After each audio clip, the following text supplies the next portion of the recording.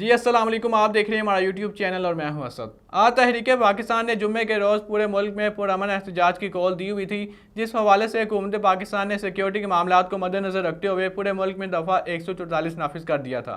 अगर हम देखें तो मुल्क में गैर मामूली सी सूरत हाल पैदा हो चुकी है। एक तरफ तो आज पंजाब के तमाम स्कूल, कॉलेजेस और यूनिवर्सिटीज़ को बंद कर दिया गया और पंजाब कॉलेज के जो तलबा है वो सरापा एहतजाज है, उनकी पकड़ दकड़ जारी है और उन पर पुलिस की जानिब से शैल भी बरसाए जा रहे हैं। और रात के जो आइनी तरामीम के हवाले से साबिका सदर आरिफ अलवी का जो बयान सामने आया उस पर भी बात करेंगे। और जो JUI के सरबरा मौलाना फजल रहमान से रात को PTI की क़यादत की मुलाकात हुई और जो उन्होंने प्रेस कॉन्फ्रेंस की, ये तमाम तर मामलात आज की वीडियो में डिस्कस करेंगे और जो अभी की मौजूदा सूरत हाल है ये तमाम जानेंगे। तो वीडियो की तफसीलात में बढ़ने से पहले अगर आप हमारे चैनल पर नए हैं तो इसको सब्सक्राइब कर लें ताकि आप तक हमारे चैनल की वीडियो का नोटिफिकेशन आता रहे। अगर हम अभी की मौजूदा सूरत हाल पर बात करें, जो तहरीक इंसाफ के पंजाब के सदर हैं हमाद अजहर, उन्होंने अपनी ट्वीट में कहा कि जो भी तहरीक इंसाफ के कारकुनान हैं वो GPO चौक पहुंचे। इससे पहले जो एहतजाज के लिए जगह का इंतखाब किया गया था वो लाहौर लिबर्टी चौक था और लाहौर लिबर्टी चौक में मुकम्मल तौर पर जो तैयारियां थी वो हो चुकी थी। पुलिस की भारी नफरी वहां पर पहुंच चुकी थी, मीडिया की टीम्स वहां पहुंच चुकी थी इसको कवरेज करने के लिए और बैरियर्स लगा दिए गए थे। इसके अलावा इनकी PTI के कारकुनान की पकड़ दकड़ के लिए प्रिजन वैन भी पहुंचा दी गई थी। और अभी जो उन्होंने ट्वीट किया उनका ये कहना था कि जो भी कारकुनान है वो GPO चौक पहुंचे और अपना एहतजाज रिकॉर्ड करवाएं। और अभी तक PTI की कोई भी क़यादत में से वहां GPO चौक मौजूद नहीं और अभी कोई भी कारकुनान वहां पर एहतजाज के लिए नहीं पहुंचा। और जो रात को आइनी तरामीम के हवाले से साबिका सदर आरिफ अलवी का बयान सामने आया, उनका ये कहना था कि हम इस आइनी तरामीम के खिलाफ हैं और तमाम मुल्क के जो भी शहरी हैं उनको चाहिए कि वो कल अपना एहतजाज रिकॉर्ड करवाएं।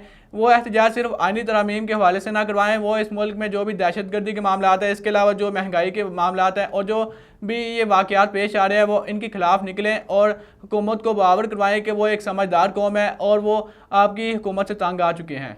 ये थे साबिका सदर आरिफ अलवी के अल्फाज। इसके अलावा उनका ये भी कहना था कि हम इस हुकूमत को गिरा कर रहेंगे और अगर वो चाहते हैं कि वो हमें पीछे हटाएं तो ऐसा मुमकिन नहीं है।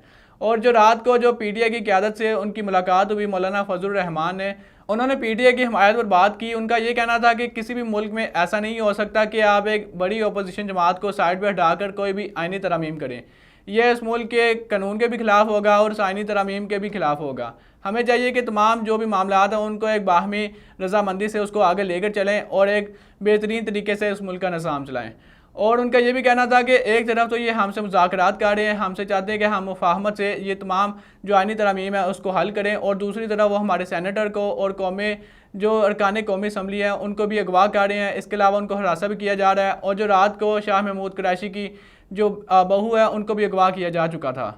तो ये तमाम तर जो बात है वो उन्होंने मौलाना फजल रहमान ने अपनी प्रेस कॉन्फ्रेंस में की। और जो अभी मैं इस वक्त वीडियो रिकॉर्ड करवा रहा हूँ तो इस वक्त JUI के सरबराह से दोबारा PTI की क़यादत की मुलाकात जारी है और अभी जो पीपल्स पार्टी के जो बिलावल भुट्टो हैं वो भी इस क़यादत में शामिल हो चुके हैं। और अभी की जो मौजूदा सूरत हाल है, ये तमाम जो पार्टीज निगोसिएशन कर रही थी जो मौलाना फजल रहमान की रहायशगाह पर, अब उनकी खुर्शीद शाह की जो ज़ेर निगरानी है जो मौजूदा उन्होंने पेश किया था उस पर तमाम पार्टीज़ का मुतफिका जो हो चुका है वो इस पर राज़ी हो गए हैं। लेकिन अभी तक ये तमाम तफसीलात सामने नहीं आई कि उनमें से किन पॉइंट्स पर वो तमाम जो पार्टीज़ हैं वो राज़ी हो गई हैं। और जो तमाम पार्टीज़ ने इस मौजूदे पर अपनी बाहमी रजामंदी जाहिर की, इसका तो बाद में पता चलेगा कि किन बातों पर उन्होंने इत्तफाक़ राय किया और किन बातों से वो पीछे हटे। तो दोस्तों ये थी आज के लिए वीडियो। उम्मीद करता हूँ आपको वीडियो पसंद आई होगी। तो मिलते हैं अगली किसी वीडियो में, तब तक अपने मेज़बान को दीजिएगा इजाज़त। अल्लाह हाफ़िज़।